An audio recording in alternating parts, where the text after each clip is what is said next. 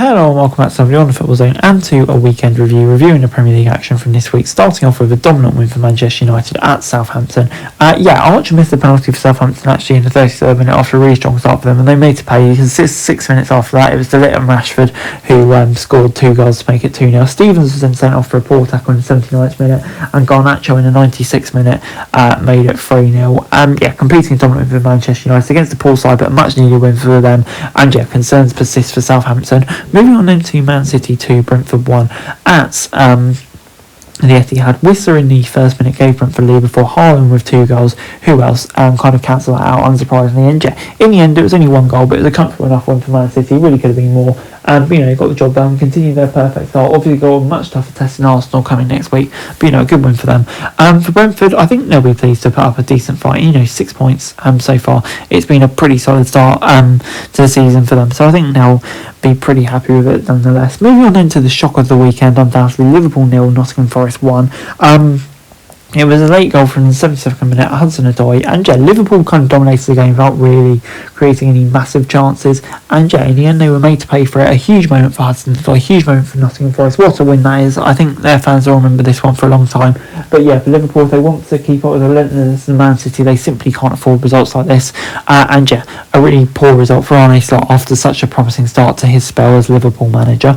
Moving on then to Fulham 1, West Ham 1 at Craven Cottage. It was Jimenez in the 24th minute who gave Fulham the lead before in the 95th minute Danny Ings levelled things up, and I think Fulham were the better team here. West Ham played really poorly, but in the end got a draw by hook or by crook towards the end, and as I say, playing badly and getting a result is still a sign of a good team, so I think West Ham will be absolutely delighted with that. But for Fulham, I think, they'll be wondering how they didn't come away with 3 points from this game, to be honest. Moving on into a really entertaining game at Selhurst Park, Crystal Palace 2, Leicester 2. Vardy gave them the lead in the 23rd minute for Mavi in the 46th minute, but Mateta in the 47th minute straight after that, and a late goal from him as well in the 92nd minute from the spot levelled things at 2 apiece. In the end, I think Leicester will be disappointed to give it away from 2-0 down, and Palace will, of course, will be relieved. But at the same time, I think there will be a sense of disappointment they didn't win this game. They were the better team, really, throughout the game, and I think they'll be frustrated. But moving on into Brighton 0, Ipswich 0 at the Amex, you'd have to say this has been a great point for Ipswich.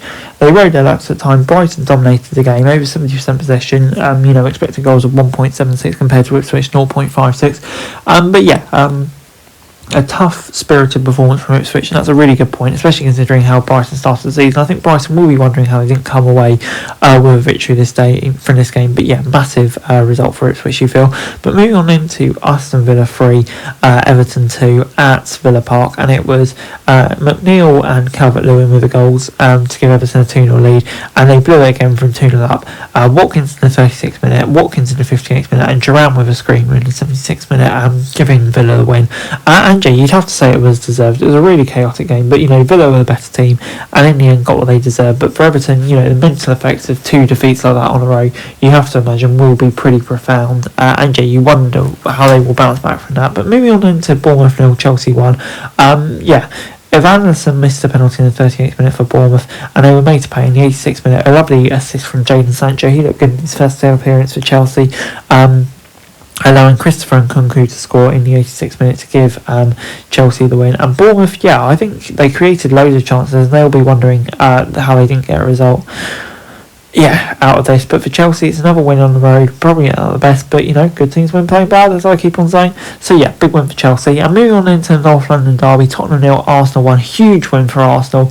They did it without Rice, they did it without Odegaard, and it was a gritty, spirited performance. That's what you need to win away at your title rivals. Gabriel in the 64th minute gave Arsenal the lead, and Tottenham, they had their moments, but in the end I think Arsenal, they grinded out a win. That's exactly what you got to do at times, and that's for me is what made this performance from the Gooners especially impressive, and like I say, a massive win for them. Moving on into Wolves 1, Newcastle 2 at Molineux, and it was Lamina in the 36th minute who gave them the lead before Shaw and Barnes scored 2 goals late on. A lovely strike from Shaw, it was a even game, but I think if one team edged it, it probably was Newcastle. Big win for them, but Wolves, of course, still waiting for their first win of the season. So another tough game for them, you'd have to say. But yeah, big win for Newcastle. And yeah, they'll be delighted with that. Could come back win. Anyway guys, that's it for this video. Thanks very much for watching. Remember to like, share, subscribe, follow us on our socials, link in the description below for daily football news, meme and content. Subscribe to our other channels on screen right now, that'd be greatly appreciated. Thanks very much for watching. Peace out.